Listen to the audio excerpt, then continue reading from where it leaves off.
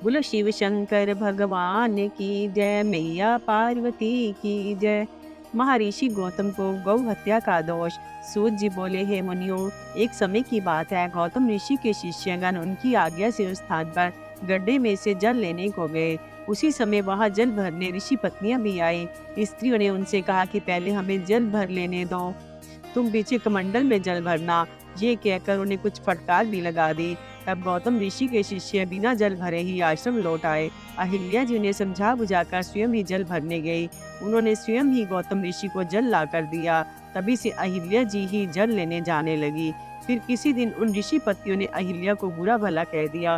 फिर अपने पतियों को भी जाकर कह दिया कि हमें अहिल्या पानी नहीं भरने देती। वह कहती है कि मेरे पति ने ही वरुण देव से ये वर पाया है, तुम्हारा यहाँ क्या अधिकार है, आदि बातें बनाकर कही। इस पर ऋषि लोग अपनी पत्नियों के द्वारा ये शिकायत सुनकर गौतम जी से क्रुद्ध हो गए। उन्हें कष्ट पहुंचाने के लिए गणपति का पूजन करने लगे। गणपति प्रत्यक्ष रूप से प्रकट होकर बोले कि मैं आप लोगों से प्रसन्न हूँ, आप लोग वरदान मांगिए। मुनिगण बोले, हे स्वामिन, यदि आप हमसे प्रसन्न हैं तो हम लोग आपसे ये वरदान चाहते हैं कि महर्षि गौतम इस स्थान को छोड़कर कहीं अन्यत्र चले जावे। मुनियों के ये कुटिल वचन सुनकर गणपति हंसकर कहने लगे, हे मुनियों, महर्षि गौतम तो निरपराध है, उन्हें दंड देना उचित अनुचित है, इसमें तुम्हारा भी अमंगल होगा। वे तो बड़े परोपकारी हैं, तुम उनसे द्वेष छोड़ दो, कोई दूसरा वरदान मांग लो। गणेश जी के बार बार समझाने पर मुनि लोग अपने आग्रह पर डटे रहे। तो फिर गणेश जी ये कहकर कि तुम नहीं मानते हो तो ऐसा ही हो, कहकर अंतर ध्यान हो गए।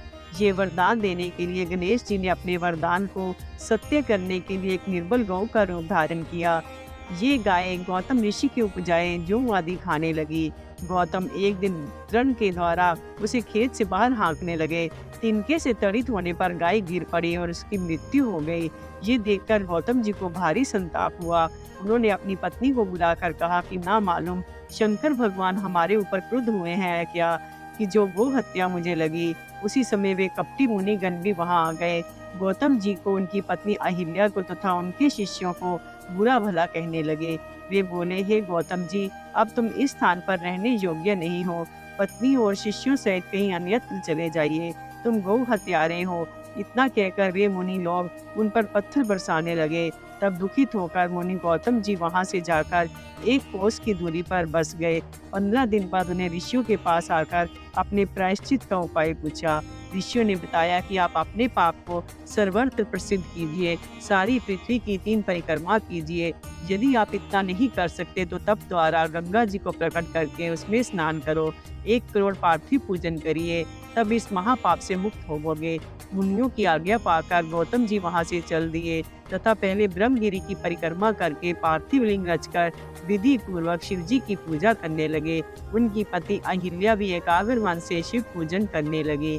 त्र्यंबकेश्वर की उत्पत्ति और महिमा। सूत जी बोले, हे ऋषियों, इस प्रकार गौतम ऋषि तथा उनकी पत्नी अहिल्या ने मिलकर शिव आराधना की।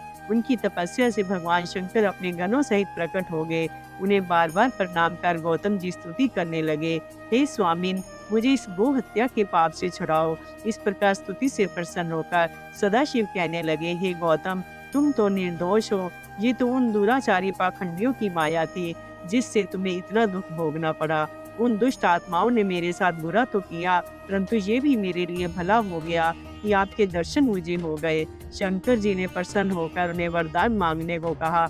इस प्रकार गौतम जी बोले, हे स्वामिन, आप पतित पावनी गंगा जी को यहाँ प्रकट कीजिए, जिससे अन्य प्राणियों का भी कल्याण हो सके। सूत जी कहने लगे।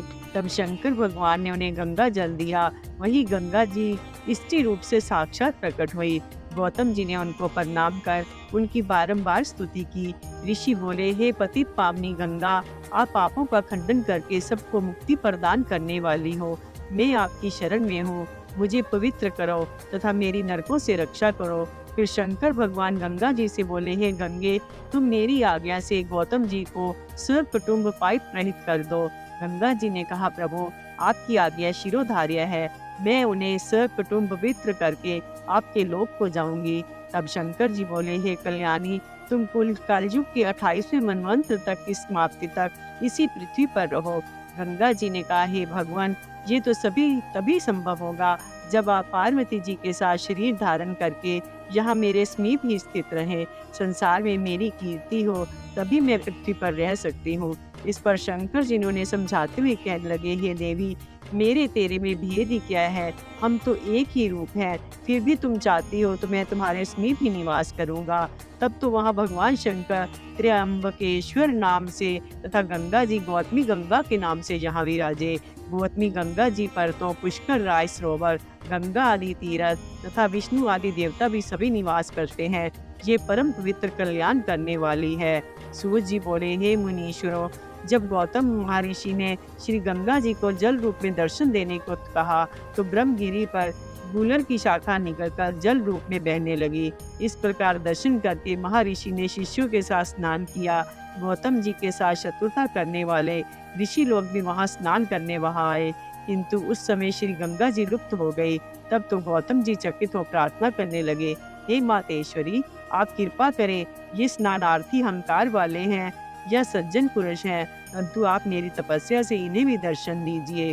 गौतम जी की प्रार्थना सुनकर आकाशवाणी हुई, हे मुनि, ये लोग दूसरों के अपकार को मिटाने वाले दुराचारी पुरुष हैं। इस पर आकाशवाणी दोबारा हुई, हे गौतम, तुम ठीक कह रहे हो, परंतु इन्हें अपने पापों का प्रायश्चित करना चाहिए, तभी इन्हें दर्शन हो सकते हैं। हे महर्षि, प्रायश्चित के लिए तो ये लोग पहले आप लोगों की शरण में आवें, फिर 100 बार ब्रह्मगिरी की परिक्रमा करें। इस प्रकार आकाशवाणी उन लोगों ने भी सुनी। तब झट में वे मुनि लोग गौतम जी की शरण में आए। वे अपराधों की क्षमा मांगने लगे। गौतम ऋषि की आज्ञा से उन सब ने ब्रह्मगिरी की परिक्रमा की।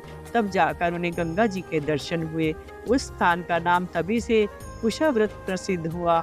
इस प्रकार शौनकादि ऋषि सूत जी से बोले, हे सूत जी, हमने सुना है कि ऋषियों को गौतम जी ने शाप दिया था, इसमें सही क्या है, सो हमें सुनाइए।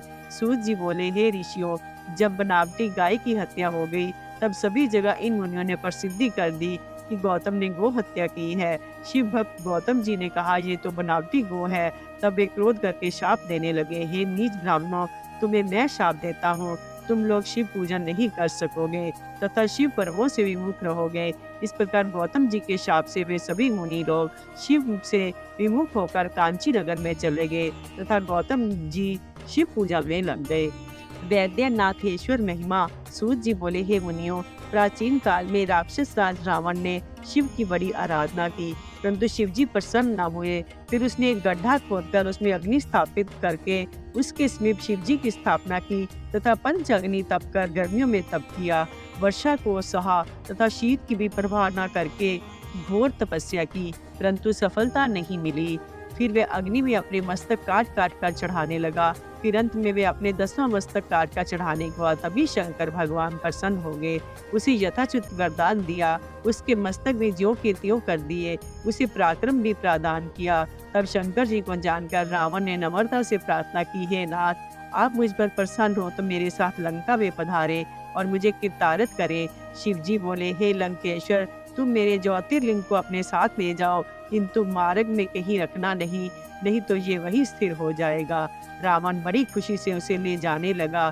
तब चलते चलते लघु शंका लगी। उसने उस शिवलिंग को एक ग्वालियर को थमा दिया।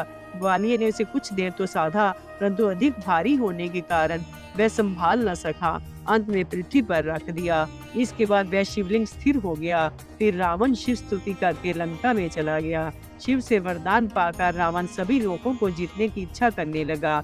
तब देवताओं की ओर से नारद जी ने रावण को समझाया, तुम शिव जी की बातों में क्यों आ गए? उनकी कोई बात सच्ची नहीं होती। अब तुम सबसे पहले शिव जी पर ही अपने वरदान को आजमा कर देख लो। रावण की बुद्धि में ये बात बैठ गई।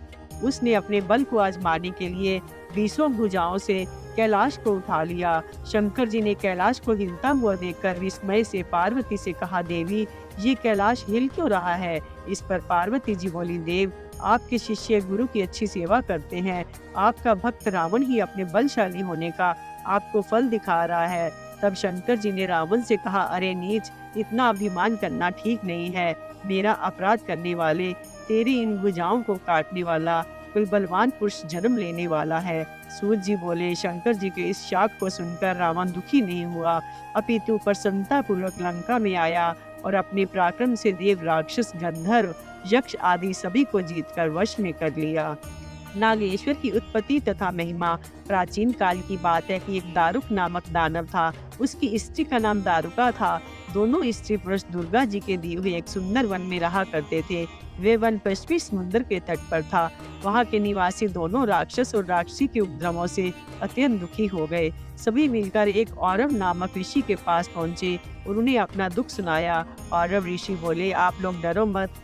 जब भी राक्षस जीवों की हिंसा एवं यज्ञ विनाश करने लगेंगे, तभी इनकी मृत्यु हो जाएगी। इस प्रकार ऋषि ने धैर्य देकर जगत के कल्याण के लिए तपस्या करना प्रारंभ कर दिया। देवता लोग ये जानकर कि औरव ऋषि ने राक्षसों को शाप दिया है, वे सभी युद्ध करने आ गए। भारी युद्ध होने लगा।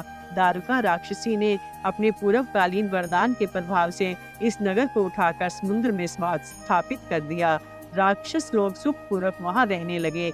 एक दिन दारुका भूमि पर आई। उसने देखा कि एक ढोंगी असंख्य मुनियों से भरी हुई समुद्र में तैरती आ रही है। तब उसने राक्षसों को बुलाकर उन सभी को कैद करा लिया।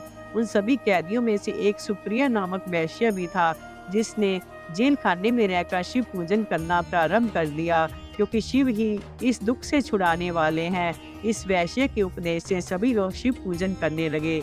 इस प्रकार वहां उन्हें पूजन करते 6 मास व्यतीत हो गए।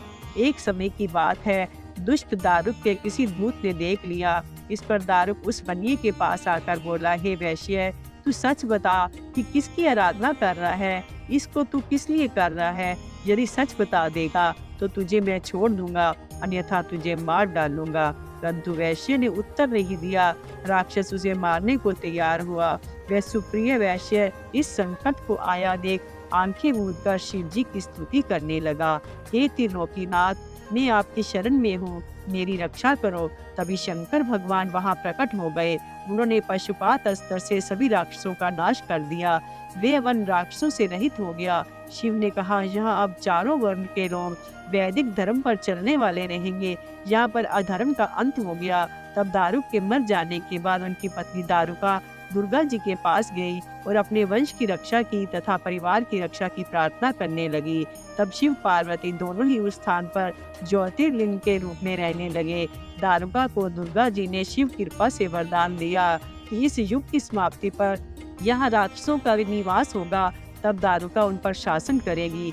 हे मुनियों, एक वीरसेन नामक राजा शिव का बड़ा भारी भक्त था। शिवजी ने प्रसन्न होकर उसे एक लकड़ी की मछली जो रांगे से मरी थी दी। उसे योग शक्ति द्वारा शक्ति संपन्न करके कहा कि तू इस मछली के सहारे से सेना समेत शिवन में पहुंच जाएगा।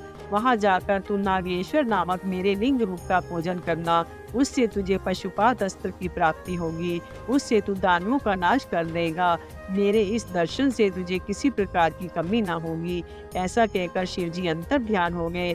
इस प्रकार वरदान पाकर नागेश्वर की कृपा द्वारा राजा वीर सिंह समर्थ्यवान हुआ तथा दानवों का संहार करने में सफल हुआ। रामेश्वर की महिमा। सूत जी बोले, भगवान रामचंद्र जी पिता की आज्ञा से जब वन में आ गए, तब उनकी पत्नी सीता जी को रावण चुरा कर ले गया। इसका पता हनुमान जी ने लंका में जाकर लगाया। फिर रामचंद्र जी को उनका संदेश सुनाया। राम जी वानरों की सेना लेकर समुद्र तट पर पहुंचे, परंतु वहां समुद्र को देखकर विचार करने लगे कि इस अथाह जल राशि को मैं वानरों के साथ कैसे पार करूं। वे पार्थिव शिवलिंग स्थापित करके पूजन करने लगे तथा समुद्र पार जाने के लिए शिव की प्रार्थना करने लगे। इसमें शिव जी उस लिंग से प्रकट होकर राम जी से वर मांगने को कहने लगे।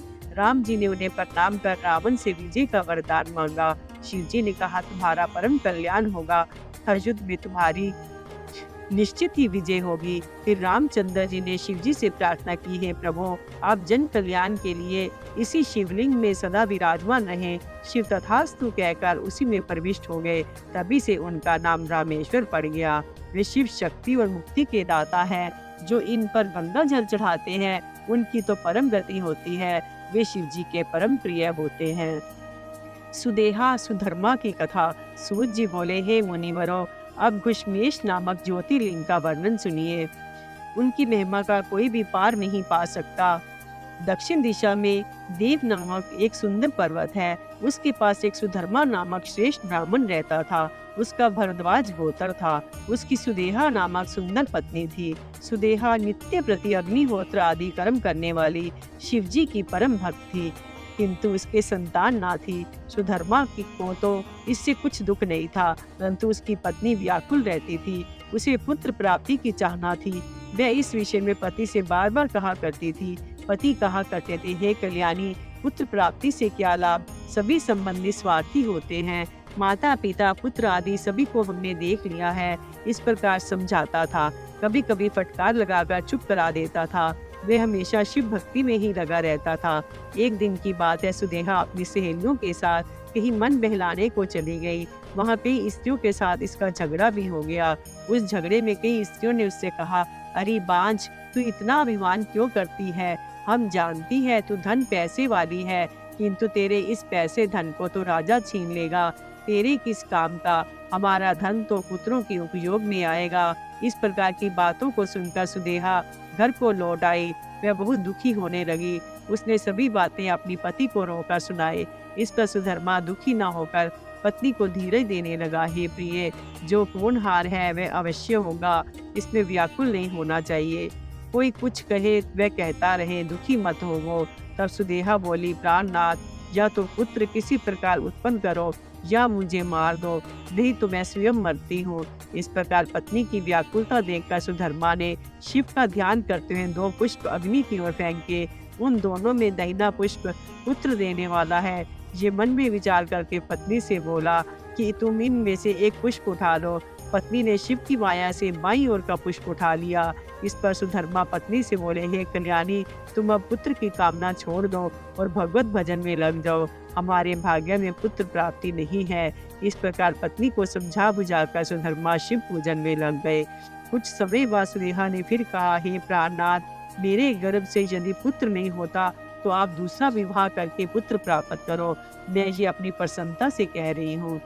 सुधर्मा ने कहा, प्रिय, क्यों हम संसार के बंधन में पड़े? हम इस समय बंधन से मुक्त हैं, तब क्यों ना अपने उद्धार का उपाय करें? इससे विपत्ति में पड़ जाऊंगा। मुझे विवाह की विपत्ति में मत डालो। इस प्रकार सुधर्मा ने विवाह के लिए मना कर दिया। फिर भी सुदेहा ने अपनी छोटी बहन को अपने घर बुलाकर उसके साथ विवाह करने का अपने पति से निवेदन किया। इस पर सुधर्मा ने कहा, हे कल्याणी, इस झंझट में मुझे मत डालो, क्योंकि इससे यदि पुत्र उत्पन्न हो भी जाएगा तो भी तुम आपस में विरोध करने लगोगी, जो फिर किसी को भी सुखकर नहीं हो सकता। तब सुदेहा हाथ जोड़कर पति से बोली, नाथ, ये तो मेरी बहन है, मैं इसके साथ विरोध क्यों करने लगी? आप निश्चिंत रहे। तब उसने जबरदस्ती अपनी छोटी बहन के साथ सुधर्मा का विवाह करा ही दिया। उसका नाम घुस्मा था। सुधर्मा ने विवाह के बाद पत्नी से कहा कि ये तुम्हारी बहन तुम्हारी सोत है, तुम इसे प्रसन्न रखना। तब दोनों बहन सुखपूर्वक रहने लगी। घुस्मा अपनी बड़ी बहन की आशा से नित्य प्रति 101 शिवलिंगों की षोडशोपचार पूजा करने लगी। पूजा करके उसे तालाब में विसर्जन कराती। इस प्रकार उसकी संख्या 1 लाख तक पहुंच गई। तब शंकर भगवान ने प्रकट से सुंदर गुणवान पुत्र का वरदान दिया। शिवजी की कृपा से उसके गुणवान सुंदर तेजस्वी पुत्र उत्पन्न हुआ। पुत्र पाकर सुधर्मा बहुत प्रसन्न हुए, किंतु बड़ी बहन छोटी बहन घुस्मा से ईर्ष्या करने लग गई। घुष्मेश ज्योतिर्लिंग की उत्पत्ति। सूर्य जी बोले, हे ऋषियों, घुष्मा का पुत्र बड़ा हो गया। तब सुधर्मा ने उसको श्रेष्ठ ब्राह्मण कन्या के साथ विवाह कर दिया। घुष्मा ने प्रेमवश उन पुत्र तथा पुत्रवधु को अपनी बड़ी बहन सुदेहा के चरणों में गिराया कि ये आपके पुत्र और पुत्रवधु हैं। बहू से कहा, हे पुत्री, ये तेरी सास है, इनकी तो सब प्रकार से सेवा करना। इस प्रकार कहकर वह सुखपूर्वक शिव पूजन करके नित्य ग्रह करने लगी, परंतु सुदेहा की ईर्ष्या बढ़ने लगी। एक दिन उसने रात्रि में सोते हुए पुत्र को काटकर उसी तालाब में डाल दिया जिसमें घुष्मा शिव पूजन कर पार्थिव लिंग का विसर्जन कराती थी। प्रातः काल जब उसकी पत्नी ने अपने पति को नहीं देखा तो वह रुद्र देखा तो शोक से व्याकुल हो गई। घुष्मा तो महान दुखी हुई। सुदेहा बनावटी रोने लगी, परंतु मन में घुष्मा को रोता देख प्रसन्न हुई। सुधर्मा घर में आए और सभी को सांत्वना देकर बोले, इससे आप शोक मत करो, भगवान ने दिया था उन्हीं ने ले लिया, इसमें हमारा क्या वश। हे घुष्मे, तुम शिव पूजन मत छोड़ो। इस प्रकार पति के समझाने पर वह पति की आज्ञा से तालाब पर शिव पूजन करने चली गई। पार्थिव लिंग पूजन के पश्चात जब वह घर लौटने लगी तो उसने अपने पुत्र को तट पर खड़ा देखा। वह कह रहा था, माता, मैं तुम्हारे तप तथा शिव कृपा से मरकर भी जीवित हो गया हूँ। माता ने शिव की बार बार पूजा की। तभी शिव जी हो प्रकट हो प्रसन्न होकर बोले, घुष्मे, मैं तुझसे प्रसन्न हूँ, तू वर मांग। तेरा पुत्र सुनेहा ने मार डाला था, मैं उसको अभी दंड देता हूँ। इस पर घुष्मा हाथ जोड़कर शिव जी से कहने लगी, हे नाथ, यदि आप प्रसन्न हैं तो यही वरदान दें कि मेरी बहन को अभय कर दे। उसने बुरा किया है तो मुझे बुरा नहीं करना चाहिए। शिव बड़े प्रसन्न हुए। घुष्मा ने शिव जी से कहा, नाथ, आप संसार के कल्याण के लिए यहाँ ही विराजमान हो जाएं, यही मेरी विनती है। इस प्रकार शिव जी बोले, हे घुष्मे, मैं यहाँ ज्योतिर्लिंग के रूप में विराजमान रहूंगा। इस लिंग का घुष्मेश नाम होगा। ये तालाब लिंग का स्थान होगा जो शिवालय के नाम से प्रसिद्ध होगा। दर्शनार्थियों के सभी मनोरथ पूर्ण होंगे। सूत जी बोले, इस प्रकार कहकर सदा शिवलिंग में स्थित हो गए। तभी वहां सुधर्मा भी आ पहुंचे। दोनों ने मिलकर शिव जी की 101 परिक्रमाएं की। प्रेम सहित शिव पूजन करते हुए चिरकाल तक पृथ्वी पर निवास किया। बोलो शिव शंकर भगवान की जय, मैया पार्वती की जय।